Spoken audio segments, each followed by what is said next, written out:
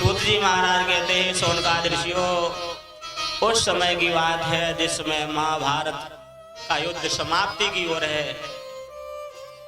दुर्योधन की जंघा तोड़ दी गई है भीम जी के गदा से। दुर्योधन युद्ध क्षेत्र में पड़ा हुआ है। कौए गीद सब मरा हुआ समझ करके आते हैं, लेकिन अभी मृत्यु तो हुई नहीं, अभी जिंदा है, पड़ा हुआ है। जब नोचते हैं तो भगाता है, परेशान है, भयंकर कष्ट पा रहा है दुर्योधन। उसी समय अश्वत्थामा उनसे मिलने के लिए आए, और जब अश्वत्थामा ने देखा, ओहो, जिसका वैभव मैंने देखा था, जिसके सामने दुनिया नतमस्तक थी, आज वही दुर्योधन कैसे पड़ा हुआ है।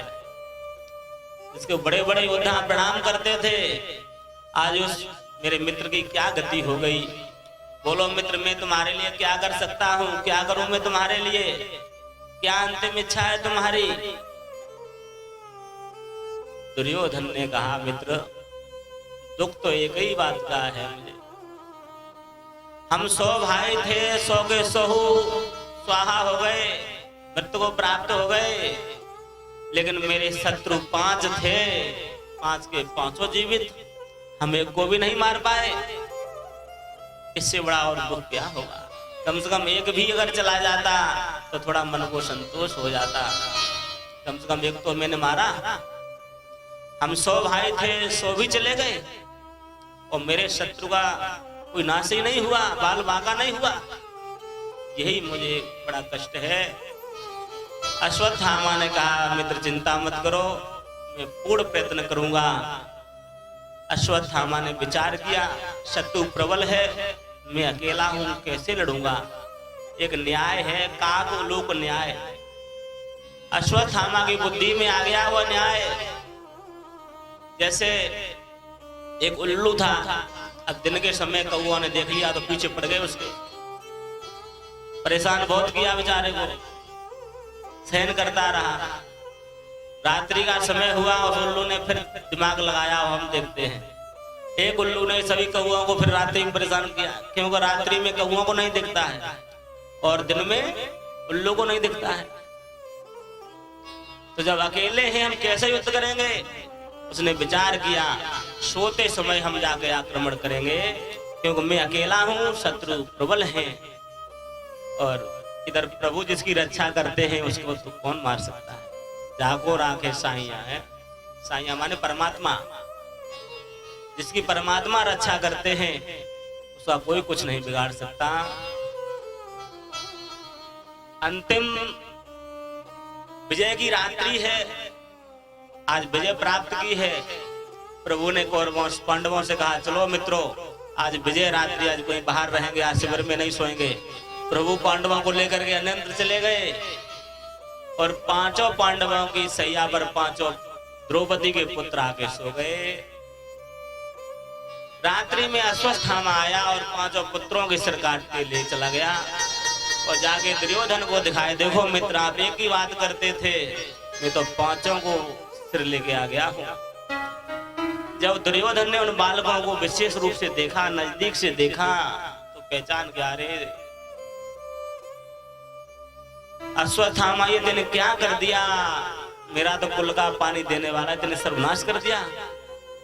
कुल का पानी देने वाला भी दीपक खत्म कर दिया तेने। ये तो बालक है, इनसे मेरा कोई बैर नहीं था। अरे तो मेरा बैर पांडवों से था, पांडव पुत्रों से नहीं था। दुर्योधन विलक करके प्राण को त्याग देता है। अब अश्वत्थामा ने देखा, अगर पांडव जीवित रह गए तो मेरा बचना बड़ा मुश्किल है, और अश्वत्थामा वहां से भागे। अब जब द्रौपदी ने देखे हैं अपने पुत्रों को, माता शिशूनाम निधनम सुतानाम निशम्य घोरम परितप्यमाना,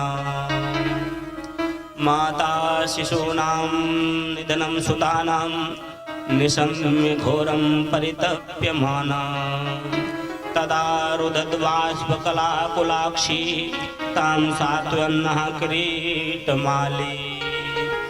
अब और द्रौपदी तो बड़ी विलक करके रुदन करने लग गई। जिसके 5 पुत्रों की हत्या हो जाए तो माता की गति को तो कौन वर्णन करे। बड़ी दुखी है। अर्जुन ने प्रतिज्ञा कर ली, चिंता मत करो द्रौपदी, जिस किसी ने भी यह अन्याय किया, अत्याचार किया है, मेरे पुत्रों का वध किया है, उसको मैं तुम्हारे सामने ही ला करके मृत्यु दंड दूंगा। और भगवान को लेकर के खोजने चल दिए हैं अश्वत्थामा को। और जब अश्वत्थामा ने देखा अब अर्जुन मेरे पास ही आने वाले हैं, तो ब्रह्मास्त्र चला दिया। अर्जुन घबरा गए, प्रभु क्या करें। भगवान ने कहा क्यों घबराते हो, तुम्हारे पास भी ब्रह्मास्त्र है, आप भी चलाओ। अर्जुन ने भी ब्रह्मास्त्र चलाया और प्रभु ने कहा तुरंत इन दोनों को शांत कर दो। अर्जुन ने ब्रह्मास्त्र को शांत किया और पकड़ लिया है अश्वत्थामा को और रस्सियों में बांध करके रथ में डाल दिया। भगवान कह रहे हो क्यों बांध रहे हो, मारते क्यों नहीं। इसने ऐसा कार्य किया है, इसे तुरंत ही मृत्यु दंड देना चाहिए। अर्जुन कहते हैं प्रभु अवश्य मारूंगा मैं इसको, लेकिन द्रौपदी से मैंने प्रतिज्ञा की है, मैं द्रौपदी के सामने ही इसको मृत्यु दंड दूंगा। बांध करके रस्सियों से और रथ में डाल करके अश्वत्थामा को आज ला रहे हैं। भगवान श्री कृष्ण कहते हैं मत्तम प्रमत्तम उन्मत्तम सुप्तम बालम स्त्रियम जड़म प्रपन्नम विरथम भीतम नरगुमन्ति धर्मवित। अरे इसने ऐसा निर्दयी है ये, इसको तुरंत मार देना चाहिए, क्योंकि छोटे छोटे बालकों को प्रमत्त उन्मत्त जो पागल हैं, जो भगवान के दीवाने होके नाच रहे गा रहे हैं, उनको कोई पता नहीं होता। ऐसे लोगों की रक्षा करना चाहिए, उन्हें मारना नहीं चाहिए। और इसने तो छोटे बालकों को सोते हुए मार दिया है। जो रथ में बांध करके लाते हैं द्रौपदी के सामने, जैसे ही रथ पहुंचा द्रौपदी के सामने, और जो द्रौपदी ने देखा ये तो गुरुपुत्र है। गुरुपुत्र को रस्सियों से बंधा हुआ जब देखा द्रौपदी ने, देखो जिसके 5 पुत्र मर गए हों, उस माँ का हृदय कितना वज्र का होगा। उस माँ ने फिर भी हाथ रखा वज्र में सिर पर और कहा छोड़ दो छोड़ दो, इस गुरुपुत्र को छोड़ दो। कितनी दया रही होगी द्रौपदी के अंदर। हमने देखा है छोटी छोटी लड़ाइयां हो जाती है ना, तो माताएं औरों से बढ़ा देती हैं। एक जगह की घटना है, छोटी सी बात हुई और आपस में मोहल्ले में लड़ाई झगड़ा तो हो ही जाते जब रहते हैं तो। और माता ने ऐसा उस व्यक्ति को भड़काया अपने पति को, आपको तो लड़ना ही कुछ करना ही नहीं आता है, बेचारा नौकरी फौज से अभी आया ही था, तुम तो नपुंसक हो, ऐसे शब्द बोल दिए। वो फौजी ने बंदूक उठाई, 3 लोगों को मार दिया। अब पूरा जीवन नरक में हो गया, अब सब जेल में पड़े रहो। तो माताओं बड़ी सावधानी होना चाहिए। कोई घर में आसपास में थोड़ी बात हो गई तो उसे शांत कराना चाहिए। ये नहीं और उसे भड़काओ व्यक्ति को, नहीं तुम कुछ नहीं करते, कर दिया हो गए, बर्बाद हो गए कि नहीं हो गए। तो जिसके 5 पुत्र मर गए हों, आज वो द्रौपदी क्या कहती है सुनिए, मुचिताम मुचिताम एष ब्राह्मणो नितराम गुरु। छोड़ दो छोड़ दो, एक बार नहीं कहा, 2 बार कहा, मुचिताम मुचिताम एष ब्राह्मणो नितराम गुरु। और ये तो आपका गुरुपुत्र है। गुरुपुत्र गुरु के स्थान पे होता है। जिन गुरु ने जो विद्या स्वयं इन पुत्र को नहीं दी, वो विद्या आपको दी है, श्रेष्ठ शिष्य आपको बनाया था। आज आप ऐसे गुरु को छोड़ दो। और मुझे इस पे दया नहीं आ रही है, मुझे दया किन पर आ रही है, गुरु माता पत्नी पे। कृपी किसकी शरण में जाएंगी, हमारे तो पति का आलंबन है, मेरे पुत्र चले गए, चलो मेरे 5 पति तो हैं, उस ब्राह्मणी का क्या होगा, उसका पति चला गया है, तुम्हारे गुरु चले गए हैं, उसका क्या आसरा होगा। कितनी करुणा है द्रौपदी के हृदय में। लोग कहते हैं महाभारत द्रौपदी ने कराया, द्रौपदी ने कुछ नहीं कराया, ये गलत बात है। भीम ने हंस दिया था जब दुर्योधन जो गिरा था जल में, तो भीम हंसे थे। द्रौपदी का वर्णन नहीं आया है, मैंने जहां तक पढ़ा है वहां तक। सरहस्यो धनुर्वेदः सविसर्गोपसंयमः। आपने गुरुदेव ने आपको सबसे परम प्रिय शिष्य मानकर वह अस्त्र के रहस्य बतलाए हैं जो किसी को नहीं दिए। एकलव्य आया था पढ़ने के लिए, नहीं पढ़ाया। क्यों? मालूम था गुरुदेव को अगर इसको पढ़ा दिया तो श्रेष्ठ अर्जुन को मैं नहीं बना पाऊंगा। कितना प्रेम किया अर्जुन को, बहुत सावधान कर रही हैं। और एक सुंदर और द्रौपदी का आख्यान आता है। एक बार दुर्वासा जी ने परीक्षा ली द्रौपदी, बहुत समझना माता उसको आप लोग सब लोग। दुर्वासा जी भी परीक्षा में बहुत लेते थे और जिसकी परीक्षा ले ली उसको पास भी करते थे। एक दिन दुर्वासा जी ये शिव पुराण में आया है, गंगा जी में स्नान करने चले गए।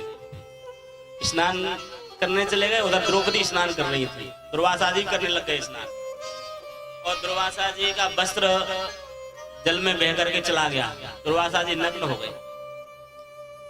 और कोई माता होती तो मारने लगती, कहती अरे जेल रिपोर्ट करो, तो हमको देख करके नंगा हुआ है।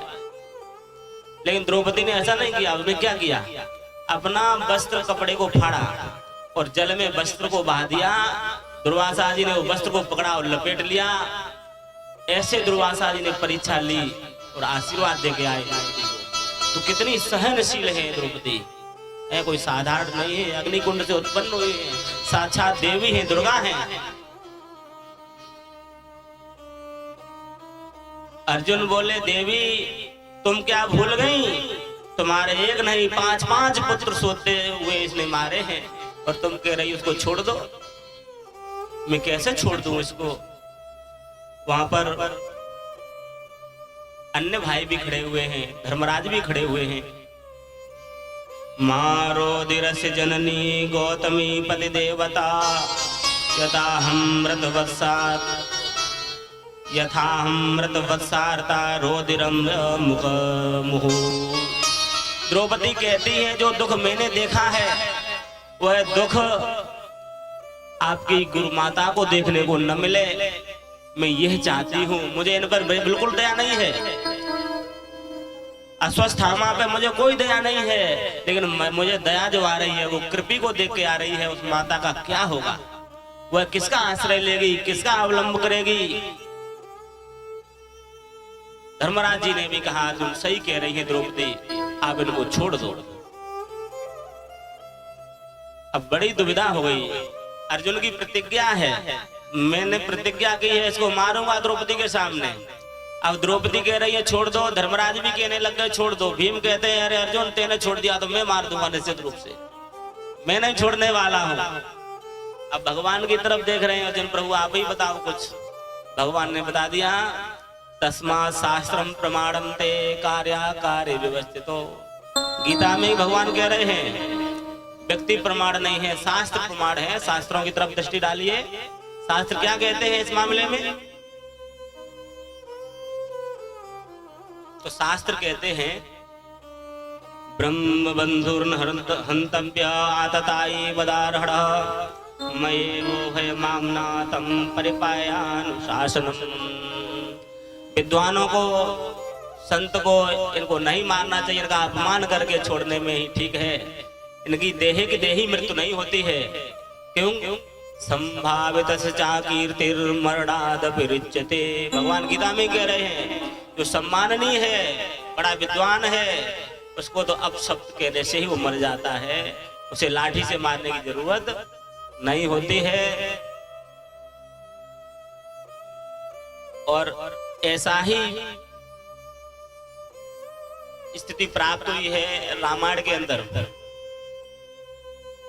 भगवान राम एक बार सभा में बैठे हुए थे और यमराज मिलने के लिए आए। उन्होंने शर्त रखी हमारी 2 की वार्ता है, कोई तीसरा नहीं सुनना चाहिए और जिसने भी सुन ली उसको मृत्युदंड देना पड़ेगा। भगवान ने कहा ठीक है। लक्ष्मण से को पहरेदार बनाया, आप गेट पे रहना, कोई अंदर ना आने पाए। लक्ष्मण को शर्त मालूम है। उसी समय आ गए दुर्वासा जी, अभी मिलना है मुझे राम जी से, नहीं तो मैं तुम्हारी पूरी अयोध्या को नष्ट कर दूंगा। लक्ष्मण जी ने कहा चलो, अयोध्या के बचाने के लिए मैं ही स्वयं नष्ट हो जाता। चले गए।